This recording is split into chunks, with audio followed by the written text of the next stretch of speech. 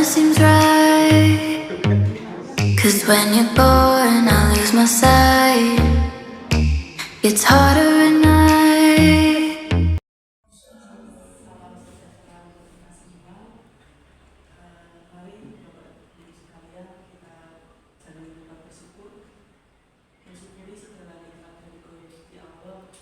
Sehingga pada siang hari ini kita bisa berkumpul di ruang kelas 1 SD 37 dalam rangka pelaksanaan webinar kegiatan CGP Angkatan 11 Kota Magelang, di mana teman kita Bu Deni Saputri alhamdulillah bisa masuk di dalam masuk Angkatan 11 CGP. Bapak Ibu sekalian, pada siang hari ini materi yang akan disampaikan oleh Bu Deni adalah bagaimana menciptakan suasana belajar yang kondusif dan menyenangkan, serta pendekatan efektif dalam menyelesaikan masalah. Itu adalah tugas dari Bu Deni, modul 1.4 tentang budaya positif. Saya berharap dan ini insya Allah akan terpenuhi, bahwa apa yang akan disampaikan oleh Bu Deni akan menambah wawasan kita, menambah pengetahuan kita dalam memahami, dalam merangkul anak-anak didik kita, sehingga apa yang kita harapkan dari anak-anak didik kita akan berhasil. Saya tidak akan berpanjang lebar, waktu saya kembalikan ke Bu Deni untuk memulai kegiatan pada siang hari ini. Saya akhiri. Assalamualaikum warahmatullahi wabarakatuh.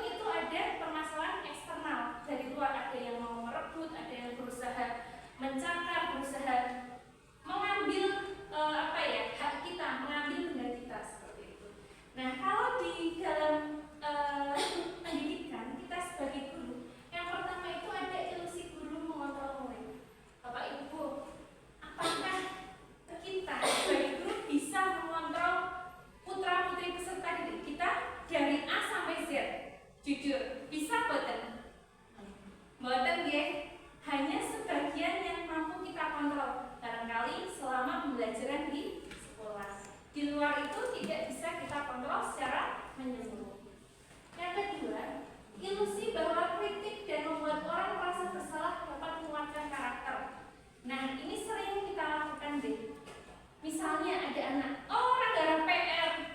Nah, itu kita menekankan rasa bersalah terlebih dahulu kepada siswa. Betul atau betul? Iya. Dengan harapan hal itu mampu membuat siswa itu jerah. Kemudian dia berusaha, besok mau bawa PR nih, jangan sampai di rumah tidak mengerjakan PR.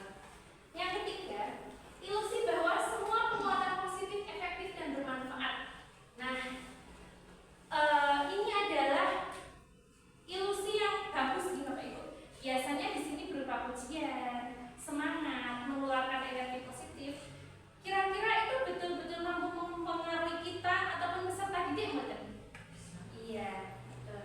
Dan yang terakhir, ilusi bahwa orang dewasa memiliki hak untuk memaksa. Misalnya kita sebagai guru ataupun orang tua, nanti sore harus les, harus ikut ekstra, harus ini, harus itu. Nah, itu kita biasanya sebagai orang dewasa memposisikan hal tersebut bahwa anak itu harus manut dan bisa lanjut.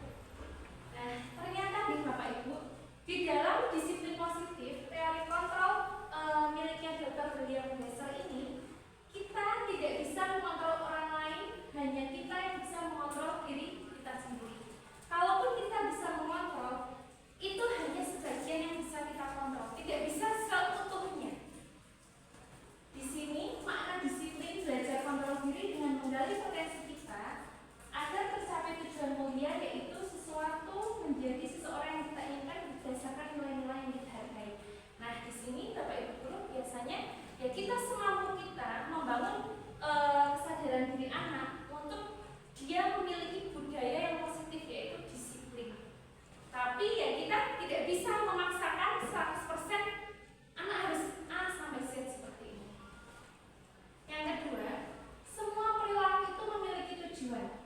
Nah, ternyata apapun yang anak didik kita lakukan itu ada tujuan dan ada alasannya. Di sini ada yang namanya teori motivasi, yaitu ada yang ketika anak itu melanggar sebuah kesepakatan ataupun melanggar perintah ataupun tugas dari guru, itu biasanya memberikan alasan. Nah, itu ternyata untuk apa? Untuk menghindari hukuman biasanya. Atau yang kedua, kadang kita juga menawarkan reward ya Bapak Ibu. Nah, salah satu motivasi anak secara eksternal itu untuk mendapatkan reward ataupun imbalan seperti itu. Lanjut yang ketiga, model berpikir menang-menang, kolaborasi dan konsensus menciptakan pilihan-pilihan baru. Nah, nanti di sini kita, ini ibaratnya teori yang ada di luar, kemudian ini nanti kita sebagai guru, dan ini kebutuhan dasar manusia murid kita seperti itu. Jadi guru itu kita di sini bersama-sama menyadari bahwa kita ini punya posisi kontrol, yaitu sebagai penghukum, pembuat rasa bersalah, sebagai teman, sebagai pemantau, dan sebagai manajer. Nah, nanti siswa kita usahakan memiliki budaya positif. Tapi bagaimana jika nanti ada pelanggaran? Nah, nanti di sini kita akan belajar tentang nilai-nilai kebajikan, apa yang harus dipatuhi, apa yang menjadi kebutuhan dasar manusia, dan bila mana anak itu melanggar, kita bisa menerapkan segitiga restitusi seperti itu. Nah, Bapak Ibu, apakah makna disiplin? Disiplin ini berasal dari bahasa Latin disiplina, yang artinya belajar. Makna asal kata dari ini berkonotasi dengan murid-muridnya Socrates dan juga Plato. Disiplin diri membuat orang berusaha menggali potensinya menuju sebuah tujuan agar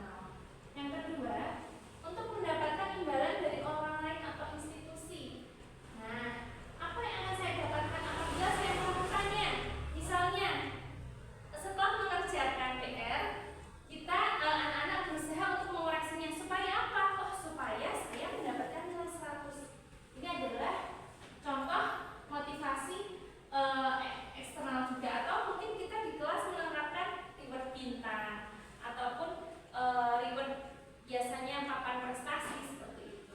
Dan yang ketiga untuk menghargai sendiri sendiri. Nah ini adalah yang akan kita capai.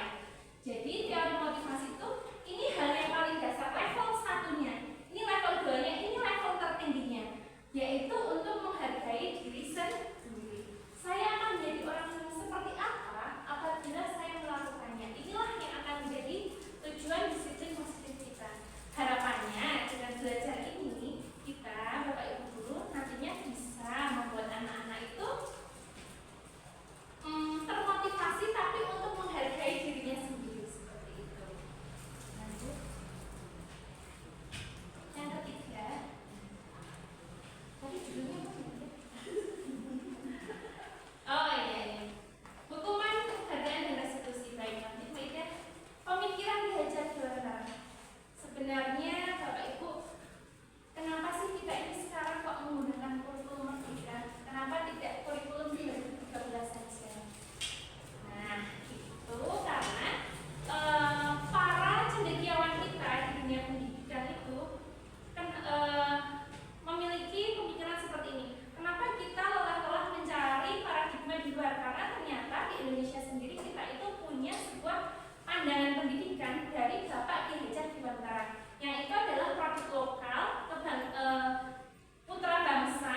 Nah, dan itu mencoba digali dan akhirnya itu sangat sesuai dengan kondisi kita Indonesia. Maka sekarang kita memakai kurikulum merdeka, dinamakan kurikulum merdeka. Nah, merdeka itu apa kalau Bapak Ibu?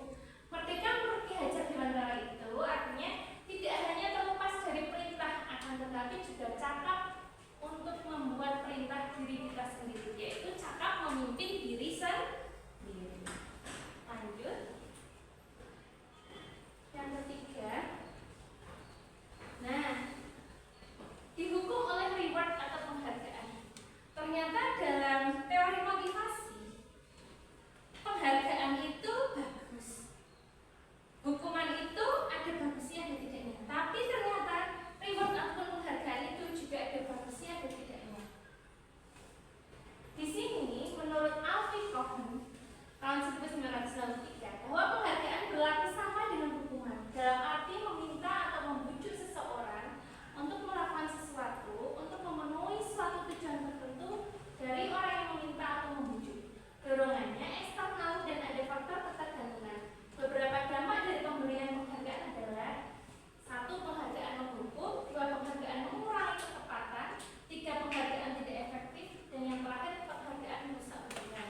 Misalnya, ada siswa yang apabila di depan Bapak Ibu guru itu dia tunduk, tapi di belakang ternyata dia sama-sama seperti temannya yang suka mengobrol, jahil seperti itu. Nah, ini adalah salah satu penghargaan itu mengurangi ketepatan dan merusak hubungan. Misalnya, karena misal ini satu kelas saya deh, misalnya Pak Dodi saya berikan buat, ternyata ada rasa iri dari Pak Arif seperti itu. Wah, sebenarnya itu juga motivasi nih Bapak Ibu, saya juga ingin seperti Pak Dodi. Tapi ternyata itu ada teori yang mengatakan bahwa itu kurang efektif. Jadi alangkah lebih baiknya reward itu tidak ada teori yang mengatakan tidak memberikan benda, makanan, tapi cukup dengan pujian. Nah, reward yang efektif itu dengan pujian. Kenapa kok pujian? Karena itu berdampak positif pada psikis anak seperti itu. Lanjut. Nah, ini pun bentuk program kebajikan. Kalau tadi reward itu lebih baik kita hindari, mari kita budayakan dengan apresiasi ataupun pujian. Kenapa? Karena pujian itu dapat memberikan dampak psikologis. Nah, contohnya dengan memberi dukungan secara khusus, memberi pengakuan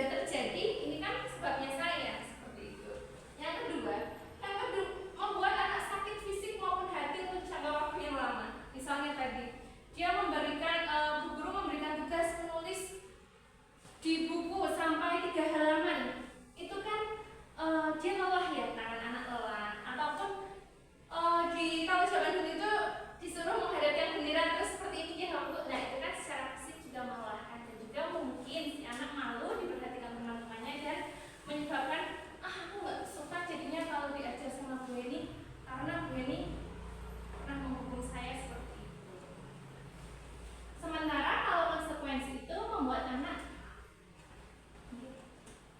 anak merasa tidak nyaman dalam jangka waktu pendek, tapi tidak menyebabkan sakit hati ataupun fisik. Hukuman, anak akan membenci kedisiplinan, sementara konsekuensi anak akan menghargai disiplin seperti itu. Kemudian hukuman itu sifatnya paksaan, sementara konsekuensi sifatnya stimulus ataupun tanggapan. Kalau hukuman mendorong anak menyakiti diri sendiri, konsekuensi mendorong anak agar mudah menyesuaikan diri. Hukuman itu konsep diri yang buruk, sementara konsekuensi konsep diri yang baik. Hukuman biasanya anak belajar untuk menyembuhkan kesalahan. Ayo, siapa tadi yang ngorek-ngorek mejanya Bu Guru? Bagus Bu, numpang Bu. Itu biasanya saling tuduh-menuduh karena takut kalau dihukum Bapak Ibu guru. Sementara kalau konsekuensi anak-anak belajar untuk memakai peraturan. Dan yang terakhir, hukuman itu menyebabkan rasa marah, rasa bersalah, dipermalukan dan merasa tidak dihargai. Sementara konsekuensi itu merasa kehilangan hak, dibuat tidak nyaman, diasingkan untuk sementara atau time out, tapi setelah itu dia mampu memiliki kesadaran diri. Seperti itu. Nah, ini adalah beberapa tadi ya implementasinya. Sama, lanjut saja Bu Ida. Nah, di sini lalu apa ya Bapak Ibu guru, kira-kira kalau kita nggak memberikan hukuman, kalau memberikan konsekuensi itu kita harus melaksanakan apa? Harus bagaimana untuk memberikan konsekuensi itu? Nah, disinilah adanya yang namanya itu restitusi. Mungkin ini hal baru bagi kita, ya. Saya baru mendapat ini di modul 1.4 ini. Apa itu restitusi? Yaitu proses untuk menciptakan kondisi bagi murid untuk memperbaiki kesalahan mereka sehingga mereka bisa kembali pada kelompok mereka dengan karakter yang lebih kuat.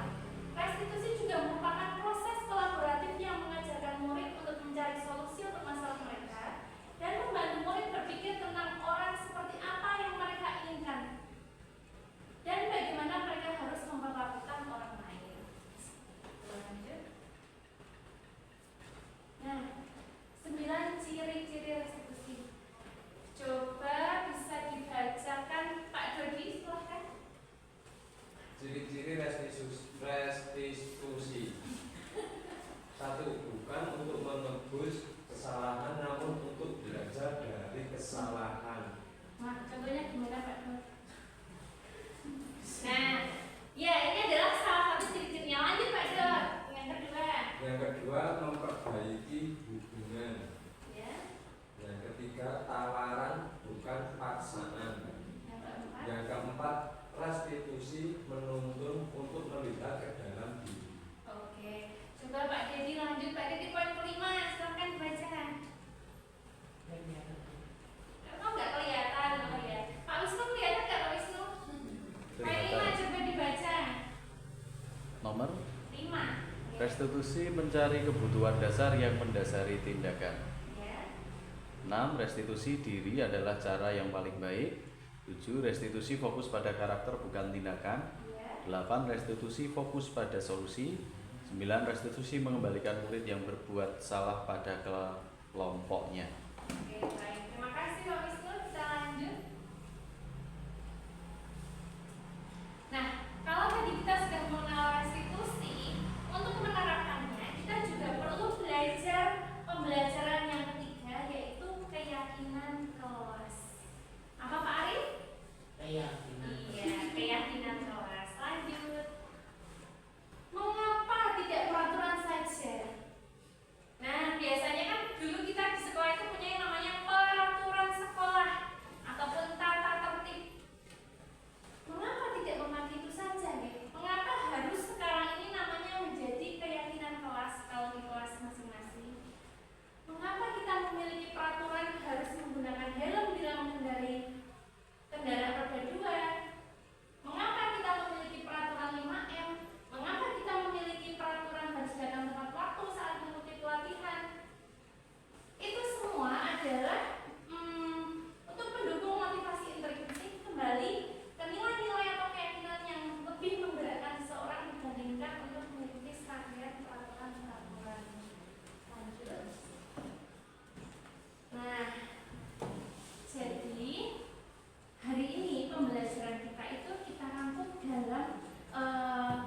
diagram ini Bapak Ibu.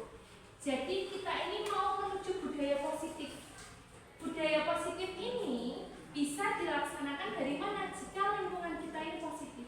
Lingkungan positif itu untuk sekolah berasal dari mana? Dari keyakinan kelas. Keyakinan kelas itu berasal dari mana? Dulu namanya peraturan kelas. Kalau sekarang namanya menjadi kesepakatan kelas. Gitu. Jadi apa pertanyaannya? Iya, betul. Terima kasih Bu Ai. Jadi yang sedang tren dan booming sekarang ini yaitu kesepakatan kelas. Lanjut.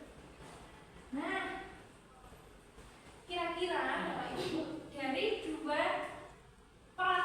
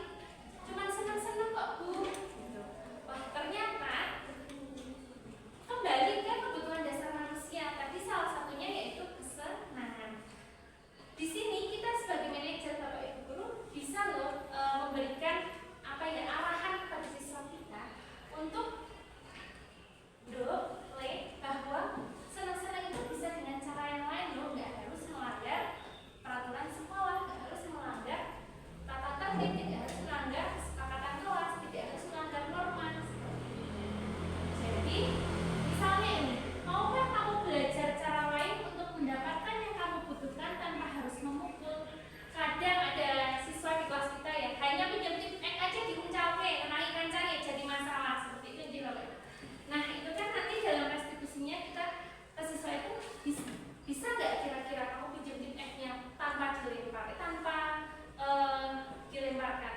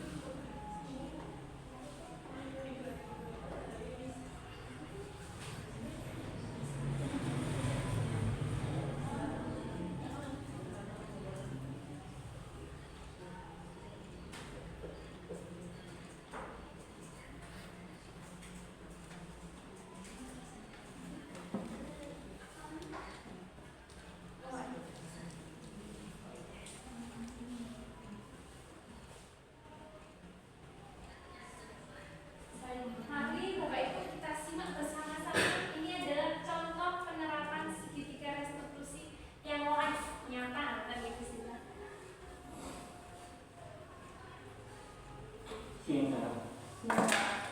Sudah lama nggak ketemu Sarah? Kenapa hari ini ada di sini? Kesel pak, kesel banget. Masa aku dikatain uang kita pak? Ya aku marah lah. Aku dari TK di depan kelas. Kesel banget. Oh begitu. Ya pasti kamu marah dan kesal. Bapak juga akan marah apabila ada yang menuduh Bapak seperti itu. Kemudian pada saat itu kamu melakukan apa? Ya saya langsung ngatain Eka lah pak. Kesel banget. Saya bentak-bentak dia di depan teman-teman lain. Oh begitu. Pasti kamu melakukan seperti itu karena suatu alasan tertentu kan? Iya lah, masa saya diam saja pak? Ya saya bela diri lah. Masa saya dituduh tukang fitnah? Ya wajar lah. Mempertahankan harga diri itu sesuatu yang penting buat kamu. Untung kamu tidak bertindak lebih gegabah lagi, hanya membentak-bentak. Iya pak. Untung saya masih bersabar dan hanya membentak saja. Sudah tunggu sekalian lah. Saya pasti bela diri lah. Ya pasti ya. Tapi kamu memilih untuk tetap bertahan dan bersabar. Kamu memilih untuk tidak berbuat lebih parah lagi kan? Iya. Nah, sekarang coba kita lihat lagi tindakan kamu yang mentak-mentak TK di kelas. Tindakan kamu itu kira-kira sesuai dengan keyakinan kelas atau prinsip kamu tidak? Enggak lah pak. Capek pak jadi kepala. Jadi keyakinan atau prinsip mana yang kurang sesuai dengan keinginan kamu? Ya, saya sebenarnya sangat menghargai orang lain. Mungkin saat itu saya menjadi emosi, jadi tidak menemukan sikap itu. Kamu meyakini tidak? Menghargai orang lain itu penting buat kamu. Yakin lah pak. Iya, setuju. Kita harus saling menghargai. Namun, ada juga keyakinan yang kita sepakati yang perlu kita jalankan apabila kita sedang marah, kan? Ya saya bisa lebih proaktif, manajemen diri sendiri. Saya bisa jadi lebih sabar, untuk berpikir mau apa selanjutnya. Kira-kira kamu bersedia memperbaiki masalah ini tidak? Sedia pak. Kalau kamu memperbaiki masalah ini, kamu akan menjadi orang seperti apa? Saya akan menjadi orang yang bertanggung jawab kali ya pak. Dan senantiasa proaktif. Iya. Menurut kamu, bagaimana rasanya menjadi orang seperti itu? Ya nyaman lah, bangga bisa bersabar dengan adil. Baiklah kalau begitu. Yuk kita pikirkan bagaimana memperbaiki masalah ini. Terima kasih Widya. Ini adalah penggalan dari penerapan strategi restitusi. Mungkin di sini Bapak Ibu sudah dapat ambil kesimpulan bahwa di mana siswa yang tadinya masih marah, kemudian kita sebagai guru itu mencoba yang pertama menstabilkan identitas. Menstabilkan identitas itu yang pertama tadi menyadarkan bahwa dia itu melakukan kesalahan, tapi dengan kesadaran seperti itu. Jadi anak yang mungkin tadinya kalau di sini kan marah gitu, berseteru dengan salah satu temannya karena dia merasa tidak terima, diejek temannya, difitnah, kemudian dia membuat keributan di kelas dengan cara membentak temannya yang berseteru itu. Nah di sini Pak Guru mencoba menggali kenapa kamu melakukan hal seperti itu, apa alasannya dan apakah hal itu sesuai dengan apa yang kamu yakini. Kemudian lama-lama dia sadar, oh tidak Pak, saya itu sebenarnya juga yakin bahwa kita harus menghargai orang lain, tapi mungkin saat itu saya sedang marah, sedang emosi. Jadi di sini dari menstabilkan identitas, memvalidasi tindakan, bahwa tindakan itu salah, dan yang terakhir kembali ke peraturan. Begitu nih Bu Sinta, apakah bisa diterima? Terima kasih Bu Sinta. Baik, saya buka termin yang kedua. Oh iya, monggo Pak Faisal silakan. Terima kasih Bu Heni. Ya. Tadi dari paparan jenengan ada di posisi kontrol tadi, memberikan kontrol ada guru pendukung, guru memantau, guru sebagai teman, yang terakhir manajer. Nah, ya, jadi kita terkadang jadi bingung kita musuhnya dari mana sih sekarang? Pendukung, kok kita naik manajer ke aku. Nah, sekarang contoh kasus satu ilmiah itu seperti apa tuh Pak? Oh, Misalnya iya. kita ambil yang gap yang dari paling bawah pendukung dan yang Kalau di manajer contohnya seperti apa?